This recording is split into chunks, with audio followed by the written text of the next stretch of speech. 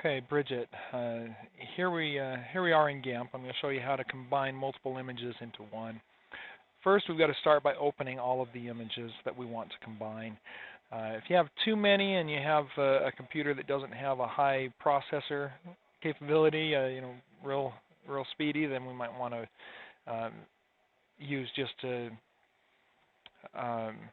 maybe 5 at a time or something like that. But I'm going to open all of these here. We can see that we've got 50 by 50 images. We've got 1, 2, 3, 4, 5, 6, 7, 8 of them. So we could do a list of 4 and then 4, or 2, 2, 2, 2, however you want to do that. What I'm going to do is do a 4 by 4. So we want to start by creating a new. So we go to File, New, and we want 4 times that width. And so we need to be at least 200. We want it a little wider perhaps to give some space. So if we do 250 wide by 250 wide, then we can start that there. And mute our sound here. All right. So now we've got a new block. We can color that however we want. If we wanted to fill it with a different color, we could use that fill bucket there. We could come in here and say I want a seafoam type color or something, if we wanted to do that. And we could just fill that in. Okay, so that gives us a background. We don't have to do that if we don't want to, but we can. The next step is to take these images and copy them. So we just come in here, Control-C, Control-V, and then we need to move the image. So we take this Move tool, and we'll take that and just drag it right up there. Be careful not to click when you have the anchor there, because that will anchor it down to the background. What I would suggest is create a new layer. So now we've got a white layer. Okay. Then we're done with the white image. Now we can take this layer here, sky blue, paste that in there, call it sky blue, and move that over next to our white. We're done with the sky blue. Now we're going to take the silver caw, paste that, silver caw, and then again move it over here. And you can adjust the images once you get them in there. And then we can take our red, paste it, red caw. I don't know if that caw was in all of those in the white one or not, but I'm just labeling that. This won't affect what people see, so it doesn't really matter what we name it.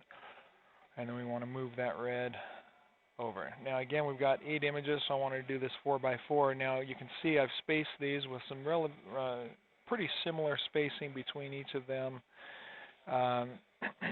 but I don't have the same space on this side as I do on this side. So what we can do is come over here to this tool and click right here, and it will anchor. Anything we click, it'll anchor them together. So if I move one, they all move. Okay. So I could take that red and drag it right down here, and now we've got all of them together, and then arrow keys to do the careful movement. So those are all anchored together. We'll leave those, and then we're going to take this one, paste it in here, pink,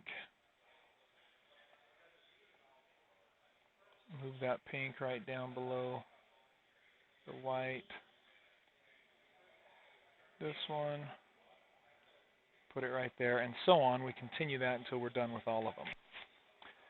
So now I've got all of them saved here. I can use my crop tool, and I can come in and crop this entire image So I've got a nice uniform image there. Then if I wanted to put names on those, I could. I could come over here and use the text tool, and I could type in words for each of these. We could come in here, and you could even put space down below if you wanted to do this, however you want to do it. And the text color is right over here. I want to make that just a black, which is 6 zeros in there. And then call this white. Over here we can change the text size on the left.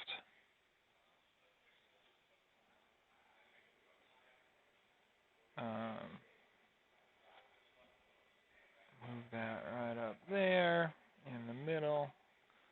Close it, do the next one.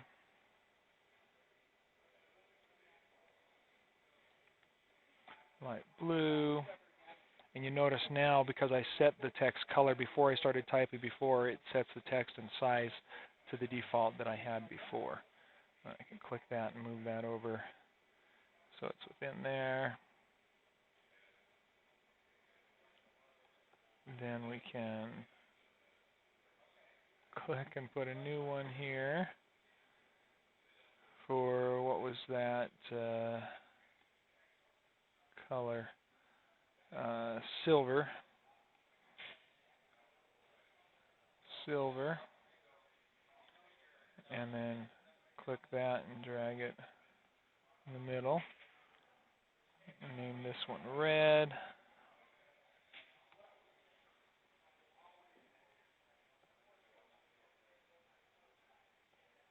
And center it.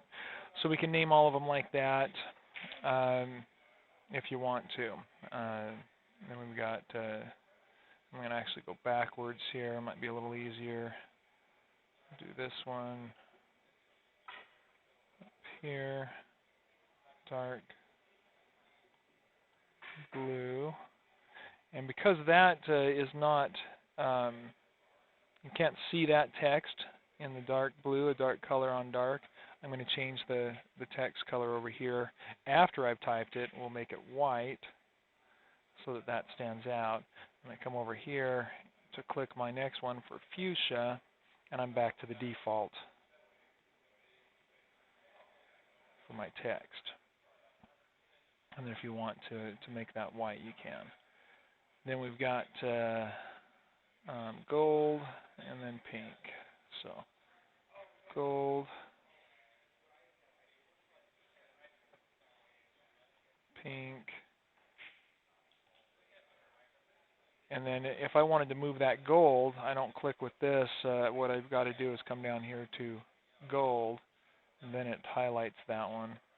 So I have to click on the appropriate layer to move that. If I want to move fuchsia, click on that over there, and then come over and move fuchsia. So you can align that to however you want in there. If you want to move it with the arrows to do finite movement, just close that tab there, and then come over here and use the arrow key to go up and down however much you want. Okay.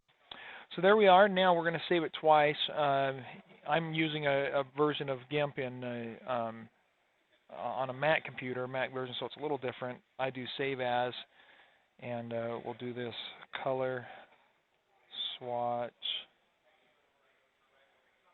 And if I don't put an extension on it, then it's just going to use the default extension from GIMP, the XCF extension. You'll see that go in as I save. Yep, XCF. Now I've got it saved with layers, so I can come in and manipulate it to change it later if I want to, but now I want to come in and change it to a .jpg. If you're using a Windows version of GIMP, most likely you don't do save as, but you will do an export instead. And then it will save the file for you. So when you go into your list, image, instead of a save as, you'll have export, and you'll do an export. And I just noticed we had another one there. We had black that we need to add. So we can take that, add that in. Forgot it. Control C, Control V. Over here we'll name it black.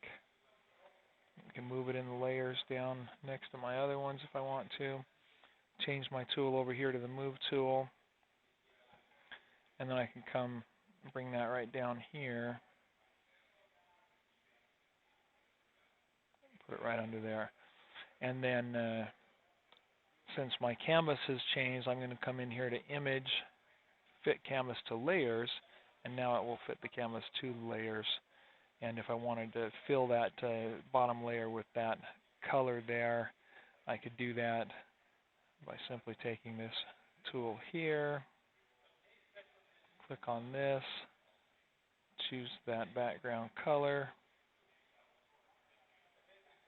and actually it's not going to give me a layer. Let's see, we're going to have to do a new layer for that, new background, because it doesn't have a background. So do a new layer. It should, there we go, that'll fill everything in, and then I can just take that and move it down to the bottom, and that becomes my new background, and this one can go away. Just trash that. There we go. That's obviously black, but if you wanted to make it, call it black or whatever, you could do that. If I wanted to adjust the anything else, I can move those around. So there we go. We'll go ahead and name that black in there with a white font.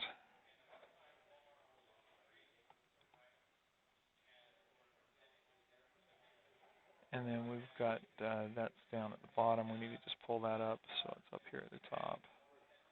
There we go.